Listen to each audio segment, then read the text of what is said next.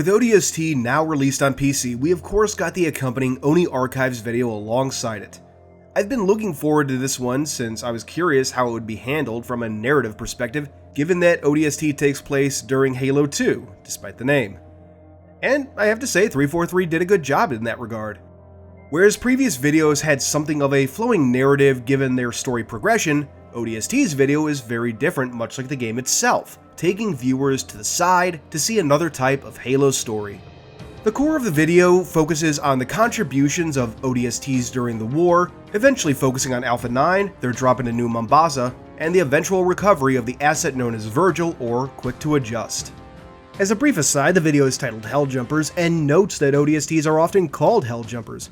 In point of fact though, the Helljumper nickname applies specifically to the 105th Shock Troops Division, one of at least 4 ODST divisions. Or at least, that's how it was originally used, and was even said to be used that way at least up until 2009, according to Frank O'Connor on the commentary track for Halo Legends. These are ODSTs of the 105th, and those are the only ones who are nicknamed Helljumpers. The other ones have their own nicknames. Though in broader fiction it can often be applied to non-105th personnel, its original usage would not include the member of Halo 3 ODST's main cast. Alpha 9 are actually part of the 103rd Battalion of the 65th Shock Troop Division, so strictly speaking, not Helljumpers. So, fun fact for you. Also, anyone catch that brief glimpse of Halo Fireteam Raven cutscenes being used in the video? Here's hoping that means we might actually get those released in full someday. Anyway though, after that we get into the secret ONI messages that have come to accompany these videos. This one starts out with our unknown narrator being informed by comms officer Monique Angelo that someone is trying to reach him on Thread 7. The officer connects and we're introduced to the Fixer, or rather, reintroduced. Fixer has appeared in the fiction once before, mentioned in one of the second stories for Halo Nightfall. If you don't recall, these were bonus videos that fleshed out the setting and events of Nightfall. In this ONI Archives video, Fixer is reaching out to our unknown comms officer, asking about some information the officer has and where he got it. So, is this a standard Section 2 response time, or am I just special? I'm sorry, can I help you? I wouldn't be calling otherwise. I need to know where you got the assets. I'm not sure what you mean. Look, I'm not some backwater colonist waiting for you to spoon-feed them some patriotism. Manipulation is your department agent. Finding information is mine. I already know what you have. I just need to know where you got it.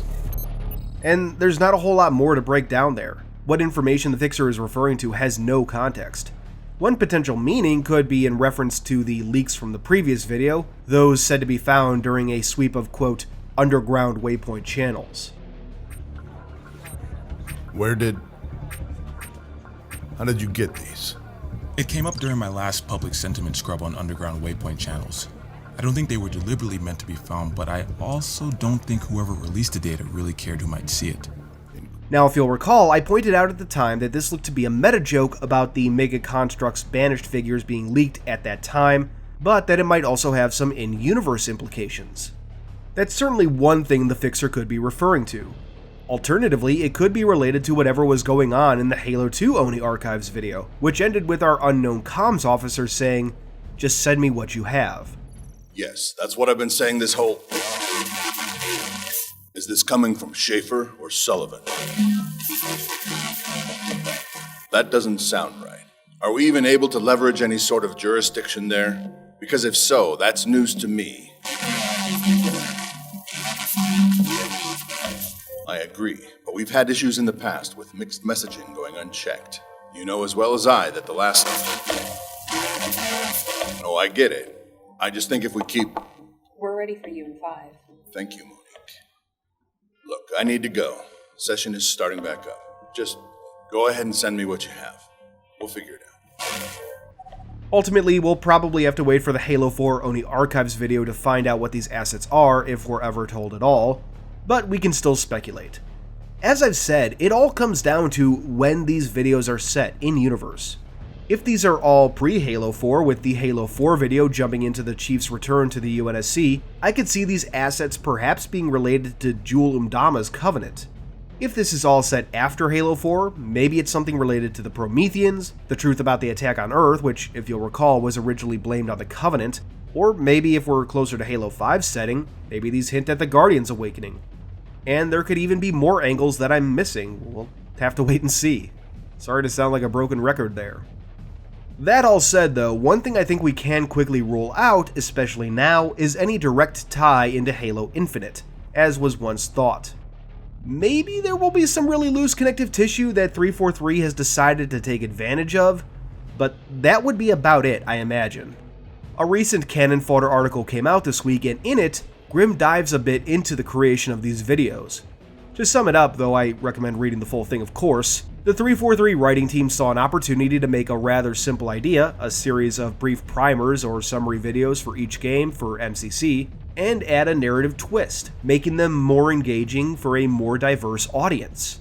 The casual watcher gets a well-narrated video, and the lore-curious get a look at a side of the universe we otherwise probably couldn't and wouldn't explore. So, while these videos certainly aren't leading to anything major, I'm still happy that they happened at all.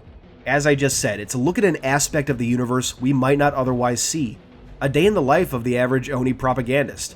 I love stuff like this, and I hope 343 finds the opportunity to explore that sort of content more. But for now, the ONI Archives series has been a fun side story in the Halo universe, and I can't wait to see how it concludes. Wrapping up the ONI Archives part of this analysis, we of course have to look at the file name and link code. The file, Chelin 2020-0921, stands for September 21st, 2020, the day ODST released on PC. It was supposed to release on the 22nd, the 11th anniversary of ODST, but it ended up releasing a day early for some reason. Anyway though, the link code 2009-0922 is September 22nd, 2009, the release date of ODST on Xbox 360. Fun fact too, September 22nd was the date that Installation 04 was destroyed by Master Chief. I remember a lot of lore fans being pretty excited about that little coincidence back in the day. Me among them. And before we go, let's take a quick look at the new menu footage. This features the M7 silenced SMG that ODST is known for, imagery of ODST pods being ready to drop, then a drop pod in the middle of a city. This isn't the rookie's ODST pod, by the way, as he didn't land on the streets, but in the side of a building. We then get a close-up of an ODST helmet, this one having a gold visor rather than the more traditional blue or violet visor, so that's interesting. Of course, assuming that it's not some kind of lighting thing. There's also some holographic text that appears here. It appeared earlier, but there was nothing worthy of note. I've tried blowing this up, but I can't really make out anything specific, so not much else to talk about here, other than it just being a cool menu. And that's it for now.